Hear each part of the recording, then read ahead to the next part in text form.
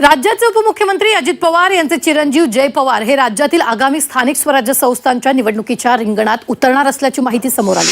सूत्रांच्या माहितीनुसार जय पवार हे बारामती नगर परिषदेत राष्ट्रवादी काँग्रेसकडून नगराध्यक्षपदाचे उमेदवार असतील। मात्र याबाबत अद्याप कोणतीही अधिकृत माहिती समोर आलेली नाही, परंतु राजकीय वर्तुळात जय पवार यांच्या राजकीय एंट्रीची जोरदार चर्चा आहे।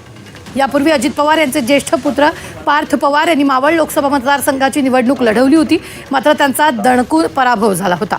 यानंतर अजित पवार यांचे दोन्ही पुत्र निवडणुकीच्या रिंगणात उतरणार असल्याच्या चर्चा वारंवार रंगत आहेत। विधानसभा निवडणुकीच्या वेळी अजित पवार यांच्यासाठी बारामतीमध्ये प्रचार करण्यातही जय पवार आघाडीवर होते।